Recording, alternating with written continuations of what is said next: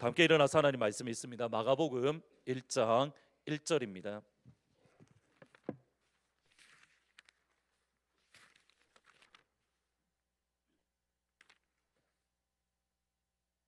마가복음 1장 1절 말씀입니다. 다 같이 한 목소리로 읽겠습니다. 시작. 하나님의 아들 예수 그리스도의 복음의 시작이라. 다시 한번 읽습니다. 시작. 하나님의 아들 예수 그리스도의 복음의 시작이라. 아멘. 2025년 저희들 교회의 표, 저희들이 함께 나아가야 될 목표는 함께 뛰어가는 것 또는 함께 달려가는 겁니다. 2024년은 한 걸음 더 들어가는 한 해였고 2025년은 함께 뛰어가는 한 해이고 2026년은 함께 날아가는 한 해이고 2027년은 함께 다이빙하는 한 해이고 2027년 한 해까지 여러분 기억하시면서 이 표를 마음에 품으시고 하나님 2024년에 우리가 한 걸음 걸어갔습니다. 2025년에는 뛰어가는 한 해가 되게 하시고 2026년에는 하늘로 날아가는 한 해가 되게 하시고 2027년에는 하나님의 은혜의 바다로 풍덩 다이빙하는 한 해가 되게 해주십시오. 우리가 2025년 함께 믿음으로 달려나아갈 것인데 우리가 함께 나아가야 될 목표점은 딱 하나입니다. 예수님 한 분밖에 없습니다.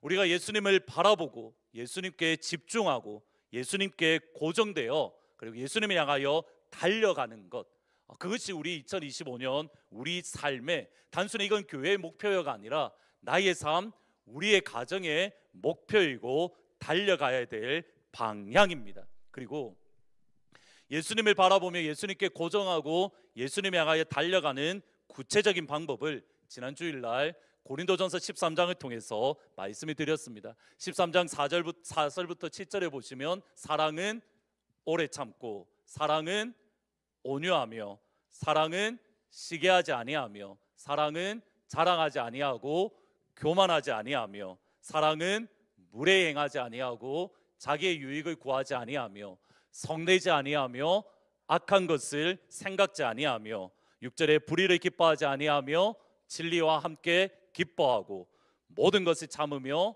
모든 것을 믿으며 모든 것을 바라며 모든 것을 견디느니라. 고린도전서 13장에는 사랑이 무엇인가 그 사랑에 대해서 저희들 가운데에 말씀합니다. 근데 이 사랑이라는 것에 대신에 예수님을 넣어서 읽으면 예수님의 성품이 이것이구나, 예수님이 구체적으로 어떤 삶을 살았는가 그것을 보려면 마태복음, 마가복음, 누가복음, 요한복음을 읽으면 예수님이 이러한 삶을 이 땅 가운데서 이러한 사역들 또 이러한 모습들을 사셨구나, 구체적인 모습을 알 수 있고 방금 읽었던 고린도전서 4장 33장 4절부터 7절에 보면 우리 예수님은 이런 분이구나, 예수님의 성품을 알게 됩니다. 우리 예수님은 오래 참으십니다. 우리 예수님은 온유하십니다. 우리 예수님은 시기하지 않고 우리 예수님은 자랑하지 않고 예수님은 무례히 행하지 않고 예수님은 모든 것을 참으며 모든 것을 믿으며 모든 것을 바라며 모든 것을 견디시는 예수님입니다. 우리 예수님이 이러한 성품을 가지셨다면 이번에는 그 다음 단계로 예수님 대신에 나의 이름을 넣어보면 알 수 있습니다. 다시 한번 열어주시면 같이 한번 여러분의 이름을 넣어서 잠시만 저를 바꿔주시겠습니까? 사랑이라는 대신에 예수님의 이름을 넣으면 됩니다. 그러면 우리는 이 그리스도인 곧 예수님의 성품을 닮은 자로서 예수님 대신에 나의 이름을 넣으면 내가 예수님을 닮아가고 예수님의 성품을 가져가는 겁니다. 따라서 13장 4절부터 7절에 사랑 대신에 예수님, 예수님 다음에 나의 이름을 넣으면 되는 겁니다. 같이 한번 여러분의 이름을 넣어서 같이 읽어보십니다. 시작.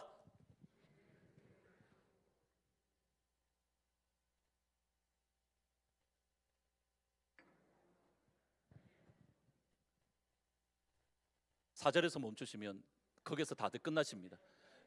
5절 시작. 무례 행하지 아니하며 안성수는 자기의 유익을 구하지 아니하며 안성수는 성내지 아니하며, 안성수는 악한 것을 생각지 아니하며, 안성수는 불의를 기뻐하지 아니하며.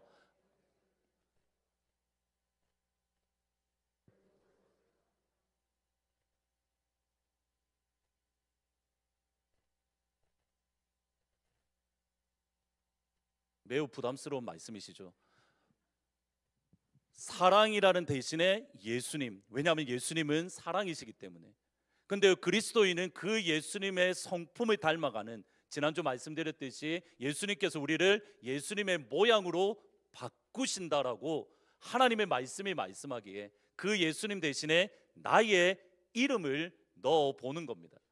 나는 오래 참고 예수님처럼 온유하고 예수님처럼 모든 것을 참으며 모든 것을 믿으며 모든 것을 견디는 바로 그 예수님의 모습. 지난 주일날 우리 모두가 그래, 그 예수님처럼 나도 오래 참아야지, 온유해야지, 모든 것을 견뎌야지, 모든 것을 믿어야지, 작은 예수님이 되겠다라는 마음으로 교회 문을 열고 나아갔습니다. 교회 문을 열고 나아가자마자 제 마음속에 또 다른 한 고민이 생기는 겁니다. 고린도전서 13장의 모습처럼 나의 모습이 점점 사랑으로 변화가든지 나의 모습이 예수님으로 변화되면 좋겠는데, 어느 순간에 일주일의 삶을 되돌아보니 전혀 아니더라는 겁니다. 가장 첫 번째, 예수님은 오래 참고, 여기에서부터 먼저 걸려버리는 겁니다. 사랑은 오래 참고 예수님은 오래 참고 안성수는 오래 참았을까? 퀘션 마크가 드는 겁니다. 안성수는 온유했을까? 되돌아보니 온유하지 않았습니다. 여전히 시기하는 마음이 있고, 여전히 성내는 마음이 있고, 여전히 분노하는 모습이 있고. 집사님 너무 주여를 크게 하시면 제가 너무 설교할 때 그렇습니다.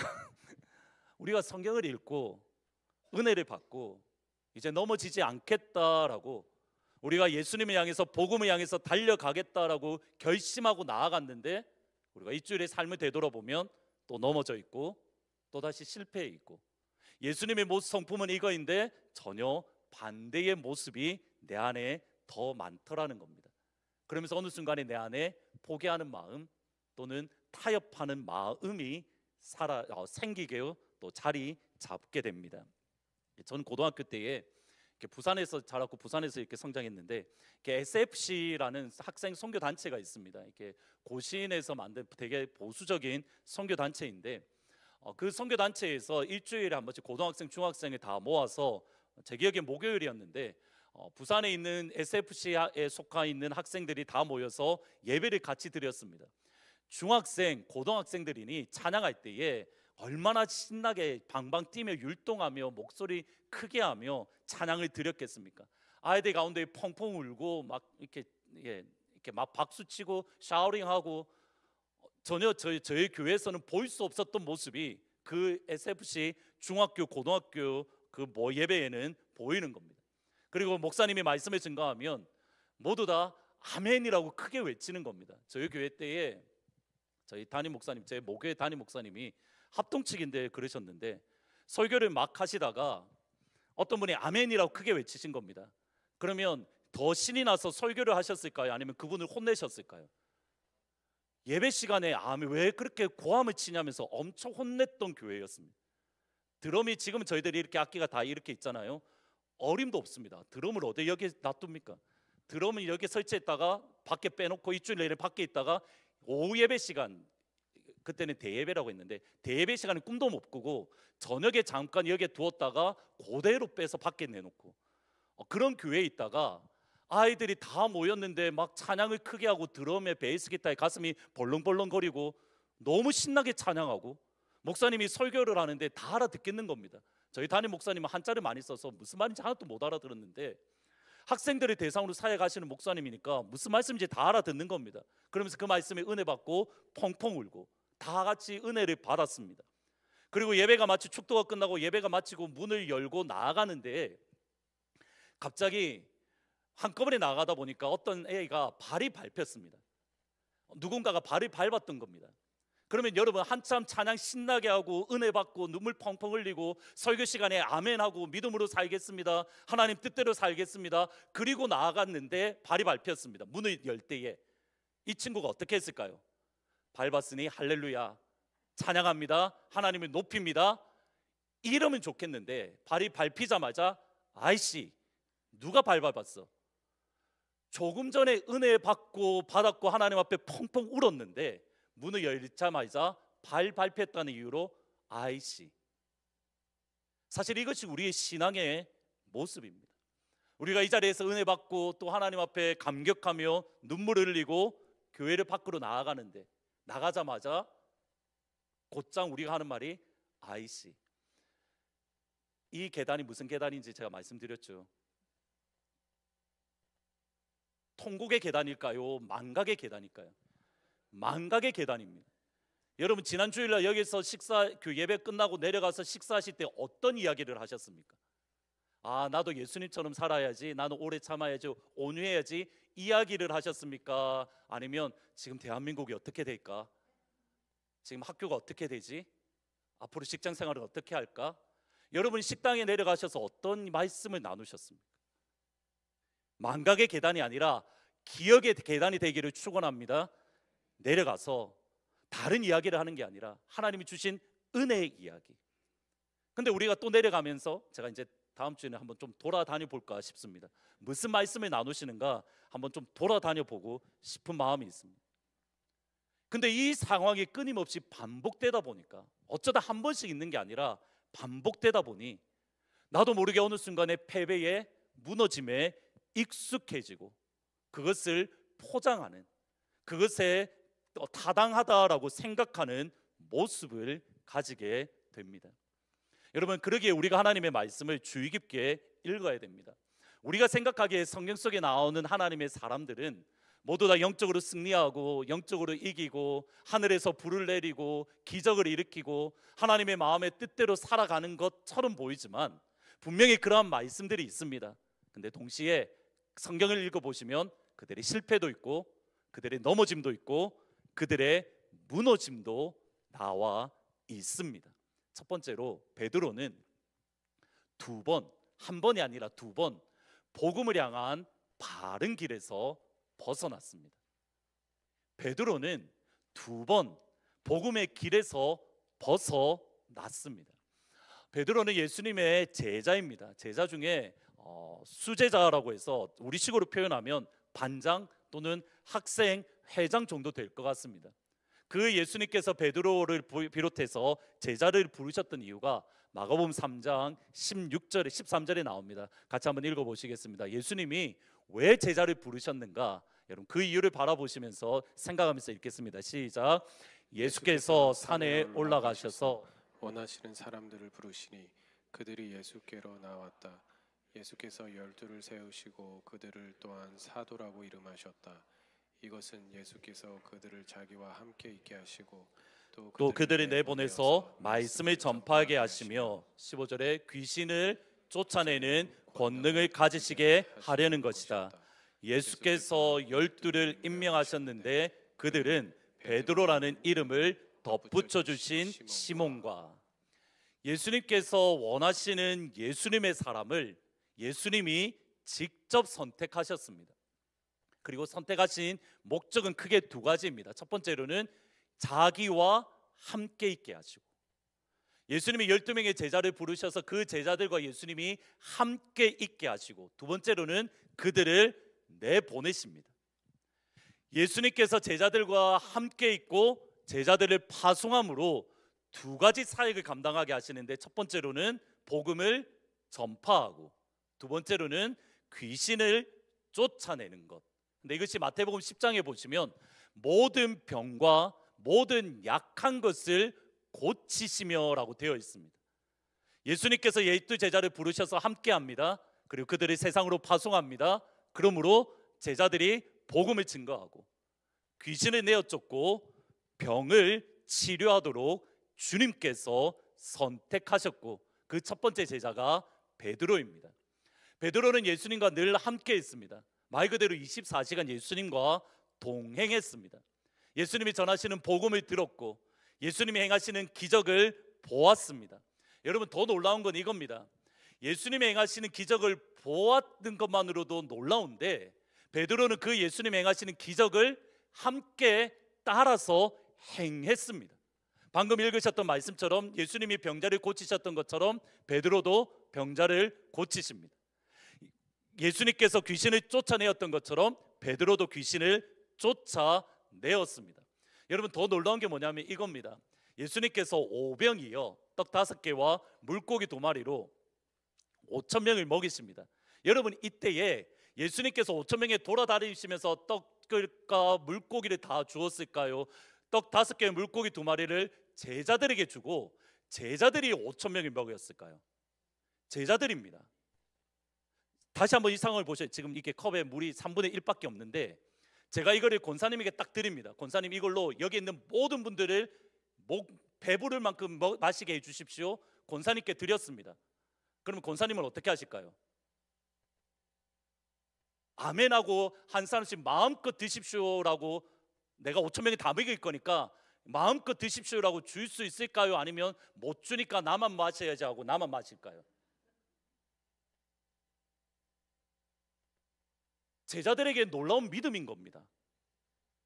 분명히 이것밖에 안 되는데 이걸로 적어도 한 사람당 한 600-700명 되지 않겠습니까? 12명이니 12명에 600-700명 되는 사이, 이걸로 600-700명에게 마음껏 원하는 만큼 가져가십시오. 베드로가 그 사역을 함께 했다는 겁니다. 놀라운 일이죠. 하나님의 축복이고 하나님의 영광을 경험했습니다. 그러한 하나님의 기적과 영광을 경험하니 베드로가 자신만만한 겁니다. 예수님, 다 예수님을 부인하더라도 나는 예수님 절대 부인 안 합니다. 다 예수님 떠나더라도 나는 끝까지 예수님과 동행하고 예수님을 지키고 예수님을 보호하겠습니다. 이 말 한 지 몇 시간이 지나지 않아서 베드로는 예수님을 모른다고 3번 부인합니다. 마가복음 7장 14장 71절에 보시면 이렇게 말씀합니다. 그러나 베드로는 저주하고 맹세하여 말했다. 나는 당신들이 말하는 그 사람 예수를 알지 못합니다.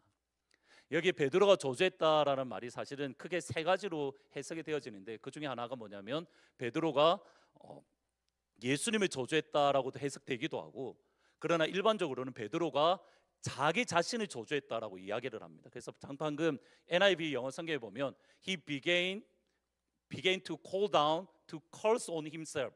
그가 그 자신을 저주했다라고 표현을 합니다. 쉽게 말하면 이렇습니다. 내가 예수를 알면 하나님이 나에게 저주 내릴 겁니다. 내가 하나님께 저주를 받을지언정 나는 예수를 모릅니다.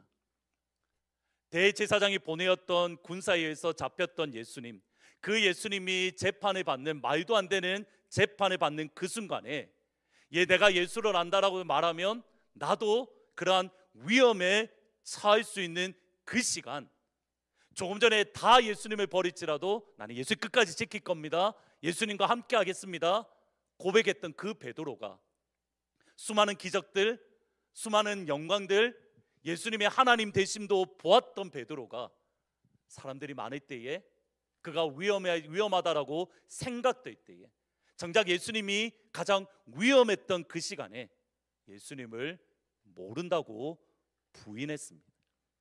여러분, 이 예수님을 모른다라고 자기 자신을 저주하면서까지 모른다라고 했던 부인했던 이것이 베드로에게 큰 영적 침체가 되었습니다. 어느 정도 영적 침체가 되었냐면 요한복음 마지막 부분에 보면 저희들이 잘 알 수 있습니다. 예수님이 십자가에 죽으셨다가 부활하셨습니다. 그리고 안식 후 첫날 제자들이 찾아가셨습니다. 도마만 빼고 베드로를 포함한 10명의 제자들이 있는 것을 보셨습니다. 그리고 바람을 내시며 성령 받으라. 그들에게 예수님께서 부활의 예수님이 보여주셨습니다. 베드로도 보았습니다. 그때 마침 도마가 없어서 한 주 후에 다시 예수님이 그 가운데 찾아오셔서 이번에 도마에게 이렇게 말합니다. 내 손을 넣어봐. 내 손을 내 옆구리에 넣어. 그때 누구도 보았습니까? 베드로도 보았습니다. 예수님, 부활의 예수님을 2번 보았습니다. 여러분, 부활의 예수님을 2번 보면 어떠시겠습니까? 마침 어저께 저희 목사님이, 최준철 목사님이 이렇게 강의하시는 가운데에 하나님의 음성을 3번 들으면 다 선교사로 가고 다 목회자가 될 겁니다라고 하셨습니다. 여러분 만약 이 시간에 하늘 문이 열려서 여러분들이 이 시간 다 하나님을 보고 하나님의 영광을 경험하기를 축원합니다. 아멘. 스데반 집사처럼 하늘을 우러러 보니 그때 뚫어지게 보니라는 표현입니다. 하늘을 뚫어지게 보니, 하늘을 보십시오. 한번 천장을 보시고 뚫어지게 보니 무엇이 보이십니까? 또 펜이 보입니다. 또 라이트가 보입니다. 하늘을 바라보니 예수님이 하나님 우편에 서신 것을 보았더라. 이 시간 하늘 문이 열려서 우리가 함께 예수를 바라보는 그 축복이 우리의 삶과 우리의 자녀들 가운데 임하기를 주의 이름으로 축원합니다. 그리고 모두 다 선교사로 나가기를 축복합니다. 여기서부터 아멘이 점점 아까 1부 때도 엄청 작아졌는데, 부활의 예수님을 만나면 나 예수님 위해 살겠습니다, 나 죽어도 괜찮습니다, 당연히 그럴 것 같은데 베드로는 2번의 부활의 예수님을 보았습니다. 그럼에도 불구하고 그의 영혼이 회복되지 않았습니다. 그래서 맨 마지막에 나오는, 요한복음 마지막에 나오는 말씀이 이겁니다. 갈릴리 호숫가에 있는 베드로를 예수님이 다시 한번 찾아오셔서 요한의 아들 시몬아, 네가 나를 사랑하느냐? 요한의 아들 시몬아, 네가 나를 사랑하느냐? 요한의 아들 시몬아, 네가 나를 사랑하느냐? 내 양을 먹이라. 세 번째 만났던 그 순간에 그의 사명과 영혼이 회복된 겁니다. 그러니까 그 정도로 무너졌던 베드로를 예수님이 다시 회복시켜 주셨습니다. 사도행전 2장에서 오순절 불의 혀같이 갈라지는 성령이 각 사람 위에 임해서 베드로가 그 성령의 감동을 받아 주의 복음을 증거할 때에 예루살렘에 수없이 많은 사람들이 예수를 믿게 되었습니다. 금도 없고 은도 없지만 내게 있는 이것을 내게 주노니 예수의 이름으로 일어나 걸으라. 그 즉시 발과 다리에 힘이 생기며 뛰며 성전 안으로 들어가서 하나님을 찬양합니다. 베드로의 사역 가운데에, 심지어 베드로의 사역 가운데에 그림자만 만지더라도, 베드로가 지나가는 그림자만 내가 됐더라도 내가 치료받을 줄 믿는 역사들, 그 정도의 하나님의 기적의 역사들이 일어납니다. 그리고 베드로는 천국 사역을 열심히 하다가 천국에 갔습니다 라고 하면 좋겠습니다. 그렇게 열심히 천국 사역을 했습니다. 이렇게 끝이 나면 좋은데 베드로는 또다시 한 번 더 넘어집니다. 크게 넘어졌습니다. 갈라디아서 말씀 잠깐 보시겠습니다. 베드로가 하는 고백이 이겁니다. 갈라디아서 2장 14절입니다. 갈라디아서 2장 14절에 보시면 이렇게 말씀을 합니다. 같이 한번 읽어보시면, 지금 베드로를 향하여 바울이 하는 말씀입니다. 같이 있습니다. 시작. 나는 그들이 복음의 진리를 따라 똑바로 걷지 않는 것을 보고 모든 사람 앞에서 게바에게 이렇게 말하였습니다. 당신은 유대 사람인데도 유대 사람처럼 살지 않고 이방 사람처럼 살면서 어찌하여 이방 사람들을 유대 사람이 되라고 강요합니까? 바울이 베드로를 바라보면서 하는 고백이 이겁니다. 그들이, 베드로 당신이 복음의 진리를 따라 똑바로 걷지 않는 것을 보고, 똑바로 걷지 않는 것을 보고, 영어 성경에 보면 they were not acting in line with the truth of gospel. 영어 성경, 헬라어 성경에 보면 이렇습니다. 그들이 진리의 복음을 향하여 바른 길로 가지 않는 것을 보고. 지금 베드로가 어떻다는 상황입니까? 진리의 복음이 있습니다. 그 길 위에서 걸어가야 되는데 바울이 베드로를 가만 보니 그 진리에서 벗어나 있더라는 거예요. 베드로가 그 복음의 진리 위에서 걸어가고 달려가야 되는데 이 시점에, 갈라디아서 이때가 대략 한 18년이 지난 이후입니다. 이때의 베드로의 신앙을 보니 진리의 복음의 길이 아니라 그 가운데서 벗어나서 다른 길로 가고 있더라. 여러분 다시 시점을 보셔야 됩니다.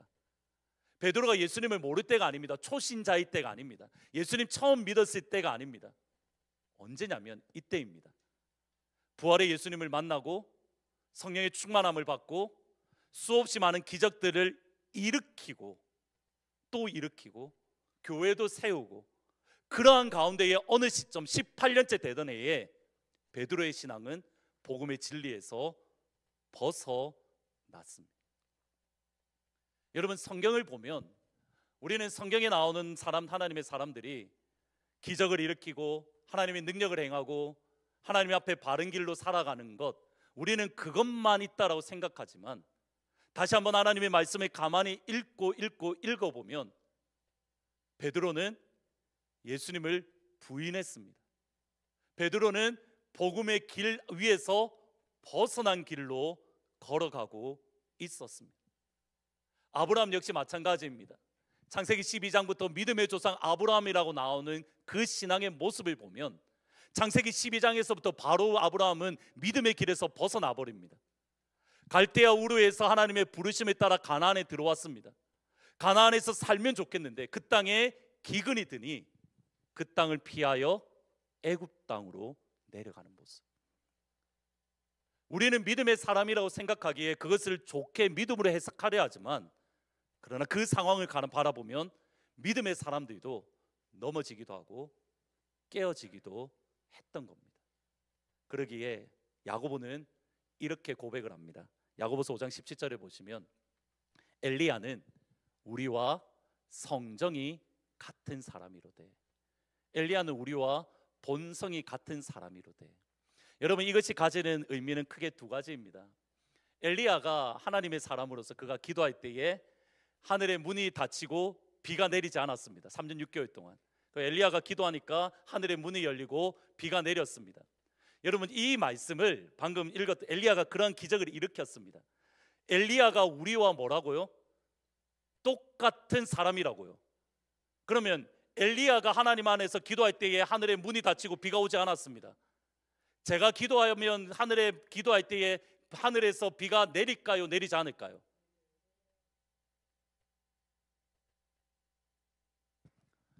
하나님, 엘리야가 그렇게 기도했는 거 제가 압니다. 하나님, 저도 기도합니다. 하늘의 문을 닫으시고 비를 내리지 말아주세요. 제가 기도했습니다. 내릴까요? 안 내릴까요?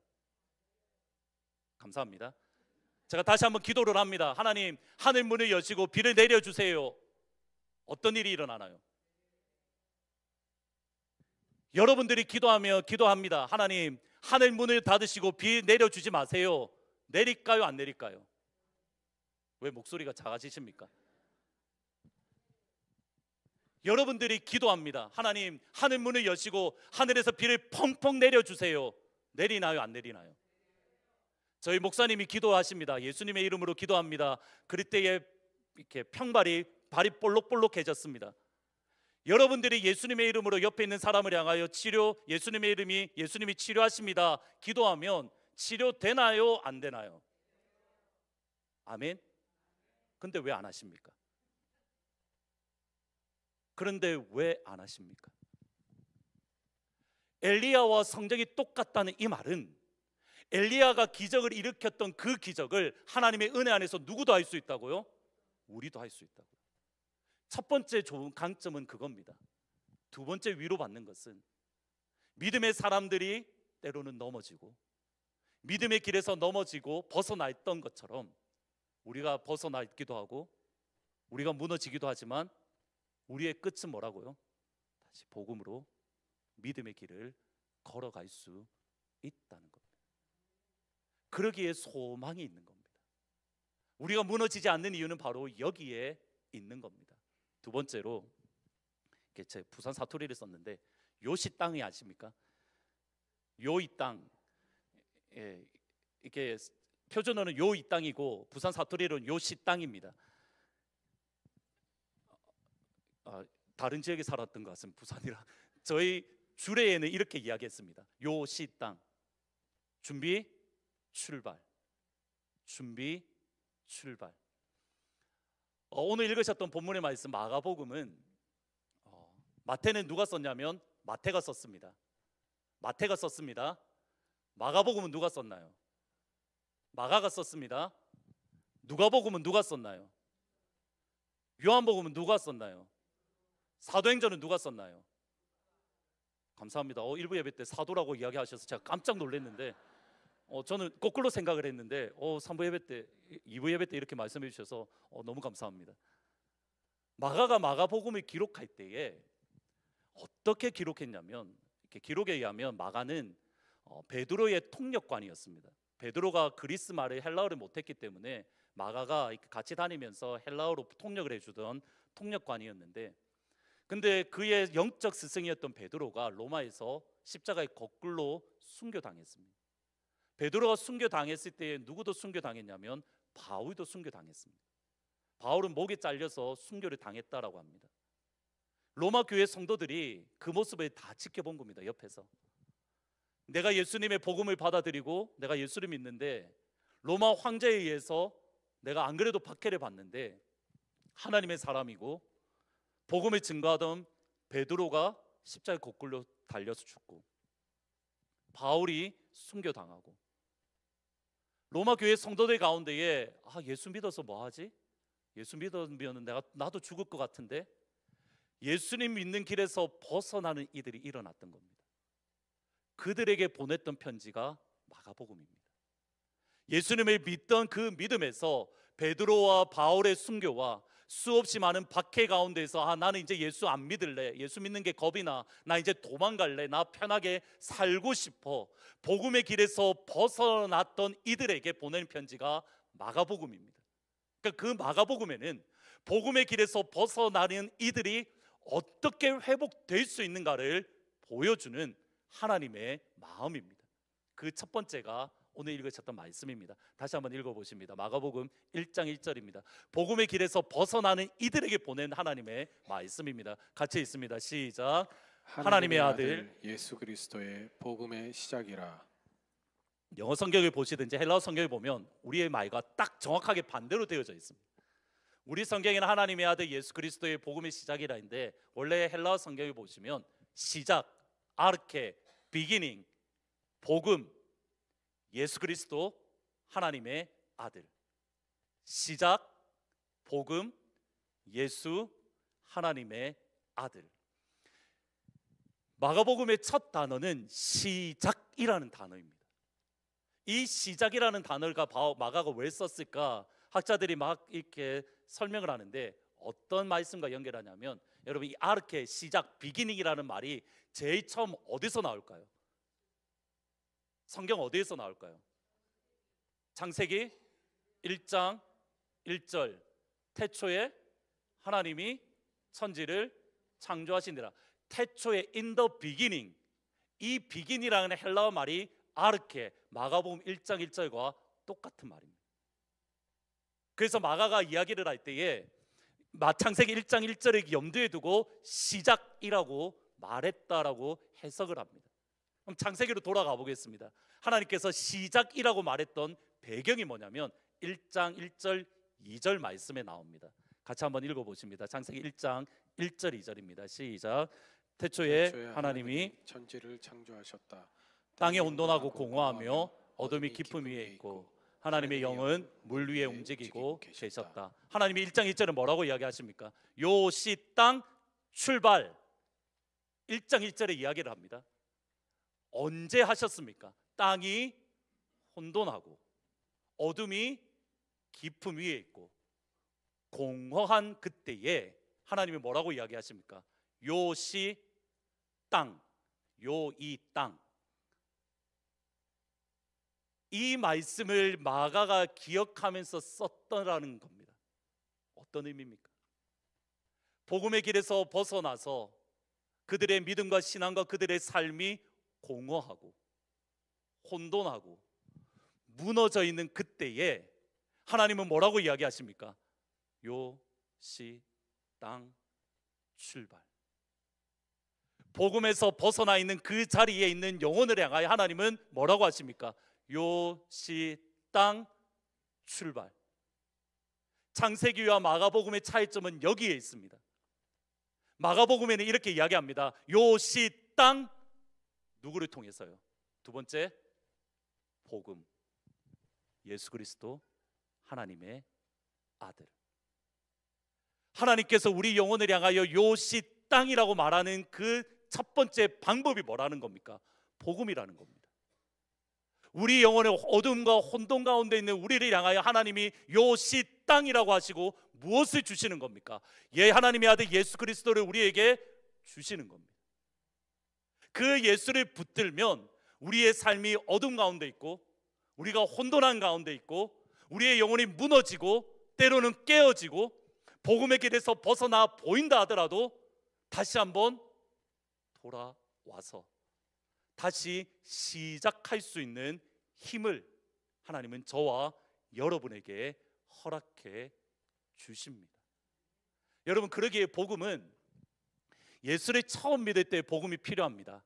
아멘. 복음을 믿어야 하나님의 아들이 됩니다. 제가 지금 설교 중간에 다 빼먹으렸는데 중간에 한 5페이지 뺐는 3페이지 뺐는데 갈라디아서의 말씀을 보면 예수를 믿는 믿음 안에서 하나님의 자녀가 된다고 합니다. 예수 안에서 하나님의 자녀가 된다. 처음 예수를 믿지 않을 때에 그들을 향하여 하나님이 시작이라고 하는 것은 복음을 믿음으로 하나님의 자녀가 되는 것을 뜻합니다. 그러면 처음 예수 믿을 때만 복음이 필요합니까? 처음 예수 믿을 때만 예수가 필요합니까? 우리가 신앙생활을 하는 가운데에서 복음의 길에 가다가 때로는 곁길로 빠졌습니다. 그때 우리에게 필요한 것은 예수 그리스도의 복음. 무너졌을 때에 다시 일으켜주는 것은 예수의 복음. 바른 길에 가다가 곁길로 흩어져서 내가 때로는 혼돈하고 혼미하고 무너졌다 하더라도 그 순간에 다시 붙잡아야 될 것은 예수 그리스도의 복음. 처음 믿을 때도 예수가 필요합니다. 지금 이 순간에도 예수가 필요합니다. 마지막 순간에도 예수가 필요합니다. 한 목사님이 이런 말씀을 하시는 것을 들었던 기억이 있습니다. 어떤 한 성도가 하도 이렇게 똑같은 죄로 맨날 이렇게 와서 맨날 기도하면서 우는 회개를 하는 겁니다. 하나님, 이 죄를 지었습니다. 용서해 주십시오. 막 그 죄도 또 안 들리게 하시면 되는데 또 다 듣게 하나님 이 죄를 용서해 주십시오라고 막 펑펑 울고 이제 기도 회개했습니다. 그리고 집에 갔다가 한 주 후에 또 자리에 왔는데 여러분 다 앉는 자리에 다 앉으시잖아요. 그러니까 그 자리에 또 앉아서 막 기도를 하는데 저번 주에 회개했던 기도를 가지고 또 기도를 하는 겁니다. 하나님, 이 죄인이 또 이 똑같은 죄에 넘어졌습니다. 용서해 주세요. 또 그 다음 주에 와서 또 똑같은 죄로 하나님, 내가 또 죄를 지었습니다. 용서해 주세요. 제발 그 목사님의 표현을 빌리면 예수님의 보혈 이제 좀 그 표현을 그대로 하면 이제 말랐다고. 저는 그 말도 안 되는 말입니다. 그러니까 무슨 의도로 한지는 알겠습니다. 이건 하나님 앞에 좋은 말씀이 아닙니다. 근데 보셔야 됩니다. 똑같은 죄를 계속 지으니까 제발 죄 좀 그만 짓고 그거 짓지 않도록 결단하라라는 의도로 그렇게 하셨는데 성경적이지 않습니다. 하나님의 진리에서 벗어납니다. 여러분이 똑같은 죄를 가지고 주님 앞에 나와 기도하면 주님의 보혈은 여러분을 뭐 하십니까? 용서해 주십니다. 여러분이 한 번 죄를 짓고 또 나아가서 죄를 짓고 또 똑같은 죄로 똑같이 온다 하더라도 우리 주님은 여러분의 그 똑같은 죄를 여전히 용서해 주십니다. 여러분, 주님의 은혜가 더 큽니다. 여러분이 100번, 1000번, 10,000번, 10만 번 죄를 지어 보십시오. 주님은 그 죄를 용서해 주십니다. 다시 말하면 우리에게는 복음이 필요합니다. 날마다 예수 그리스도의 복음.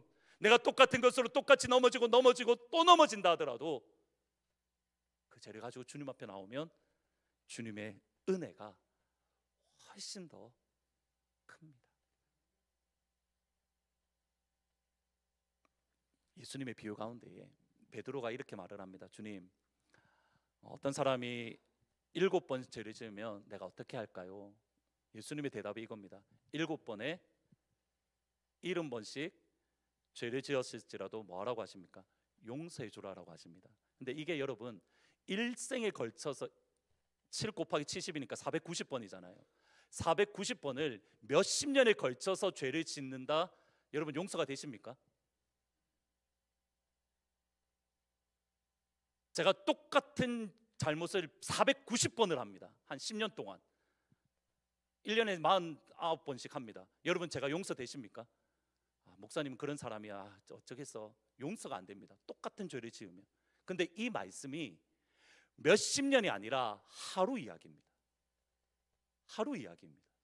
그러니까 누군가가 한 명이 제 뒤통수를 보고 기분이 너무 나빠서 제 뒤통수를 때렸습니다.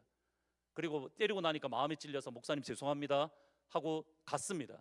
1시간 후에 또 마침 부딪혔는데 또 제 뒤통수를 보니까 또 기분이 나쁜 겁니다. 그래서 또 때립니다. 또 때리고 나니까 마음이 아픕니다. 죄송합니다 갔습니다. 또 1시간 후에 또 옵니다. 하루에 7번 똑같은 잘못을 저질렀습니다. 용서가 될까요? 여러분이 제 뒤통수를 1시간 단위로 때리면 저는 여러분을 용서할까요? 또 테스트하지 마십시오. 예수님의 말씀은 그겁니다. 하루에 490번 똑같은 잘못을 하더라도 뭐 하라는 겁니까? 용서하라는 겁니다. 그리스도인이 똑같은 죄를 490번 용서하는데 하나님은, 우리 예수님은 여러분이 490번의 똑같은 죄를 가지고 주님 앞에 나오면 뭐 하시는 겁니까? 용서해 주십니다. 그게 십자가의 보혈의 능력입니다. 그러기에 일어날 힘과 능력이 우리 가운데에 있는 겁니다.